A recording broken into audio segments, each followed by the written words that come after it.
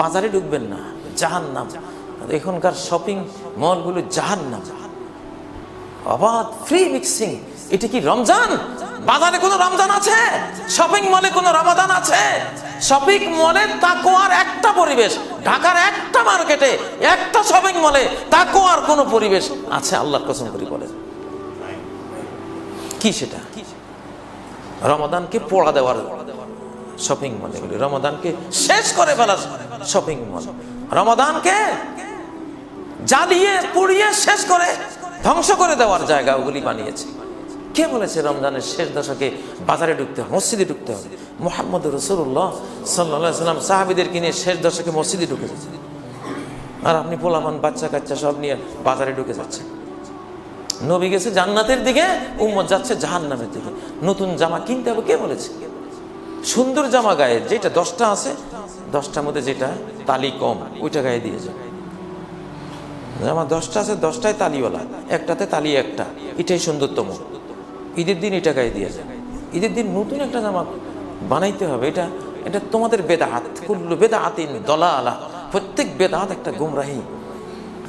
যদি রমজানের আগে কিনতে, ঠিক আছে, নতুন জামা আছে কিনে নিছি আগে।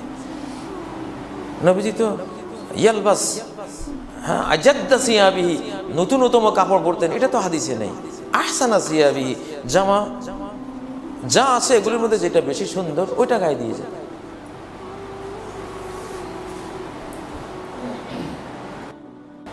সম্মানিত ভাইয়েরা, কি অবস্থা, কি কপাল পোড়া! 20 দিন রোজা সিয়াম কিয়াম করে উন্নতিতে দূরে থাক, শেষ 10 দিনে টাকা কয়টা পকেটে আসার পরে রমজান থুই আসার জন্য ডেলি ভিড় জমাচ্ছে। কি জন্য যাচ্ছেন বাজারে?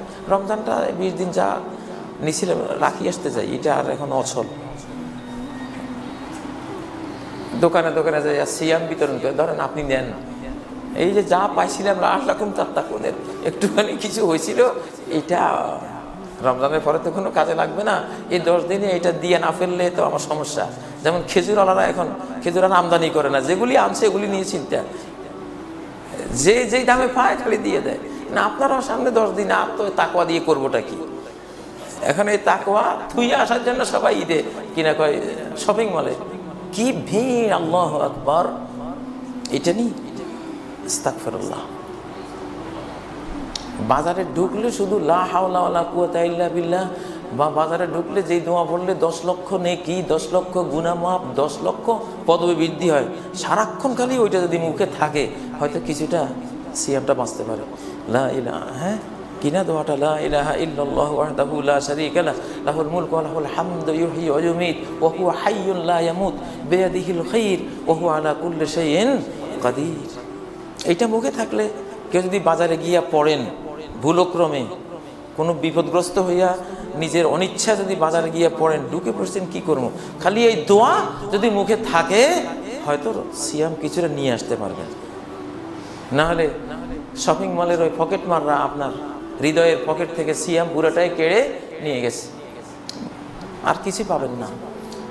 এই জন্য আল্লাহর রাস্তায় বাজারে ঢুকে যাবেন না, মসজিদে ঢুকে যান, মসজিদমুখী হন। গোটা জাতি, সারা বিশ্বের মুসলিমদের উচিত রমাদানের শেষ দশকে আল্লাহমুখী হয়ে মসজিদমুখী হয়ে যাওয়া।